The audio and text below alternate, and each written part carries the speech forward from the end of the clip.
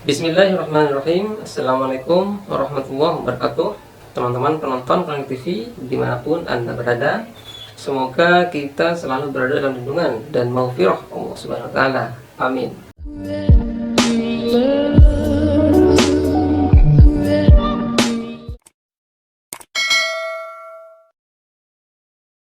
Nah, kali ini saya akan berbagi sebuah amalan doa yang cukup penting untuk kita panjatkan mulai sekarang. Detik ini juga, karena doa ini insya Allah akan menyelamatkan kita dari disesatkan oleh setan pada saat sakaratul maut nanti. Bismillah. Adapun doa tersebut sangat pendek sekali dan tentu sangat mudah dihafalkan. Doa ini diajarkan oleh Rasulullah SAW karena beliau pun juga merasakan betapa gentingnya masa-masa sakaratul maut itu. Salah satu kegentingan itu yaitu datangnya setan yang berlomba-lomba menyesatkan kita dari Allah SWT, sehingga kita bisa meninggal dalam keadaan tersesat. Na'udzubillah. Berikut doa yang saya maksud. Tapi sebelum itu, bagi Anda yang belum subscribe, silakan tekan dulu tombol subscribe dan loncengnya ya. A'udzubillahi minasyaitonirrajim. Bismillahirrahmanirrahim. Allahumma a'udzubika ayat takhabbatnis syaiton indal mauti. Saya ulangi. Allahumma inni a'udzubika ayat takhabbatnis syaiton indal mauti. A'udzubika ayat takhabbatnis syaiton indal mauti, yang artinya aku berlindung kepadamu ya Allah agar tidak disesatkan setan ketika kematian. Hadis riwayat Ahmad dan Abu Daud.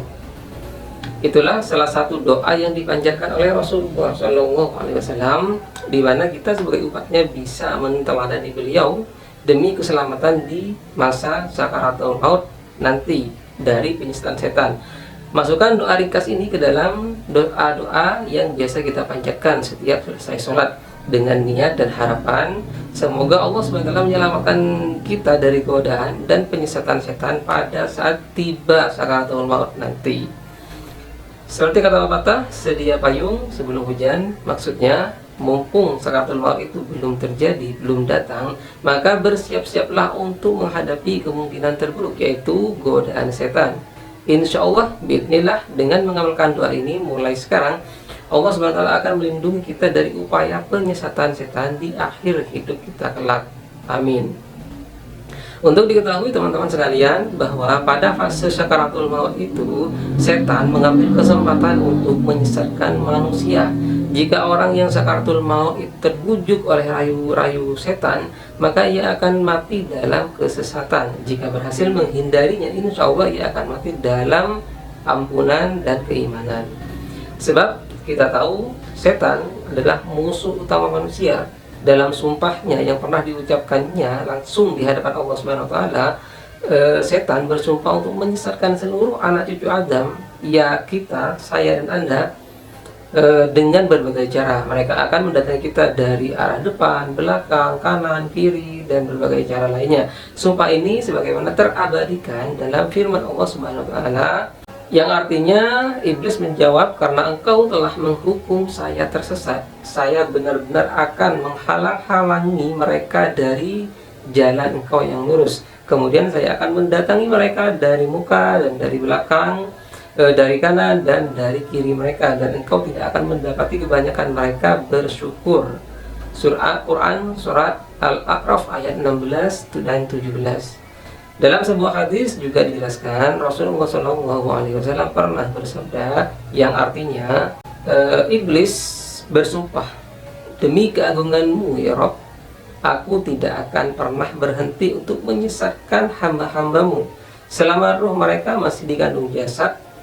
Allah berfirman, demi keagungan dan kemuliaanku, aku akan senantiasa memberikan ampunan untuk mereka selama mereka memohon ampun kepadaku. Hadis riwayat Ahmad dan dihasankan oleh Su'aib Al-Arnaud. Nah, sumpah itu kemudian diwujudkan oleh setan, yaitu dengan mendatangi manusia untuk menyesatkannya, menyesatkan kita, menyesatkan manusia. Setan-setan ini kemudian membisikkan kejahatan ke dalam dada manusia seperti was-was, ketakutan, kebencian, kikir, dengki, iri, hasud, dan berbagai keburukan lainnya. Dengan bisikan setan itulah maka manusia terjerumus ke dalam perbuatan-perbuatan dosa seperti suudzon, fitnah, menuduh, ghibah, menyebarkan aib saudaranya, dan berbagai dosa lainnya. Karena itu ketika hati Anda mulai was-was atau timbul perasaan negatif, segeralah istighfar dan membaca taubat. Insya Allah akan menghindarkan kita dari penyesatan setan ini. Tidak hanya ketika kita masih sehat, setan juga mendatangi kita untuk menyesatkan kita pada saat sakaratul maut. Masa-masa ini adalah masa paling genting umat manusia, karena sakaratul maut itu ibarat gerbang menuju kehidupan setelah kehidupan dunia, alias kematian. Jika kita berhasil terhindar dari bujuk rayu setan ini, maka insya Allah kita akan selamat di alam kubur. Sebaliknya, jika kita terperdaya setan di saat sakaratul maut, maka kita akan celaka. Nauzubillah. Karena semua amal dinilai berdasarkan ujungnya. Di saat itulah setan tidak akan menyia-nyiakan kesempatan. Bisa jadi dia akan mendatangi manusia ketika kematian. Karena itu salah satu doa Nabi Shallallahu Alaihi Wasallam, beliau memohon perlindungan kepada Allah agar tidak disesatkan setan ketika kematian. Lalu bagaimana cara setan menyesatkan manusia saat sakaratul maut tiba? Yaitu dengan segala cara, terutama memanfaatkan kecondongan hati dari manusia yang bersifat negatif, sehingga hal tersebut menghalanginya dari taubat. Misalnya, jika manusia sedang sakaratul maut itu melakukan kezaliman kepada saudaranya, maka setan akan membisikkan dalam dadanya untuk tetap angkuh dan tidak meminta maaf. Padahal kita tahu sekecil apapun kesalahan yang kita perbuat selama hidup, maka kita harus meminta maaf demi keselamatan di akhirat. Contoh lain, setan juga menyesatkan manusia dengan cara membuat kita merasa putus asa dari rahmat Allah SWT, atau membuat dia benci dengan kematian, atau merasa sedih atau berat meninggalkan hartanya. Ingat teman-teman sekalian, Imam Al-Khattabi pernah berkata bahwa tidak ada kesempatan yang lebih diperhatikan setan untuk menyesatkan manusia selain ketika kematiannya alias sakaratul maut. Dia akan mengundang rekan-rekannya dengan berkata, ayo kumpullah di sini. Jika kalian tidak bisa menyesatkannya pada hari ini, maka kalian tidak lagi bisa menggodanya selamanya. Nah teman-teman sekalian, jangankan kita yang hanya manusia biasa dan berlumuran dosa, para ulama pun masih digoda oleh setan di saat sakaratul mautnya. Salah satu contohnya adalah salah satu imam mazhab, yaitu Imam Ahmad bin Hanbal rahimahullah. Diceritakan oleh Abdullah putra Imam Ahmad, aku menghadiri proses meninggalnya bapakku Ahmad. Aku membawa selembar kain untuk mengikat jenggot beliau. Beliau kadang pingsan dan sadar lagi, lalu beliau berisyarat dengan tangannya sambil berkata, tidak menjauh, tidak menjauh. Beliau melakukan itu berulang kali. Maka aku tanyakan kepada beliau, wahai ayahanda, apa yang anda lihat? Beliau menjawab, sesungguhnya setan berdiri di sampingku sambil menggigit jarinya. Dia mengatakan, wahai Ahmad, aku kehilangan dirimu, tidak sanggup menyesatkanmu. Aku katakan, tidak, masih jauh, tidak, masih jauh.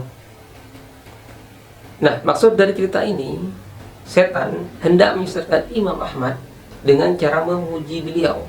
Setan mengaku menyerah di hadapan Imam Ahmad agar beliau menjadi ujub terhadap diri sendiri dan bangga terhadap kehebatannya. Tapi beliau sadar itu adalah tipuan setan. Beliau tolak dengan tegas dengan mengatakan, tidak, saya masih jauh, tidak, seperti yang saya sampaikan tadi. Nah demikianlah teman-teman yang bisa saya sampaikan pada video kali ini. Semoga bermanfaat dan semoga dengan mengamalkan doa yang diajarkan oleh Rasulullah SAW, kita selamat dari tipu daya setan di saat sakaratul maut nanti. Amin. Kurang lebihnya mohon maaf. Wallahul muwaffiq ila aqwamit thoriq. Wassalamualaikum warahmatullahi wabarakatuh.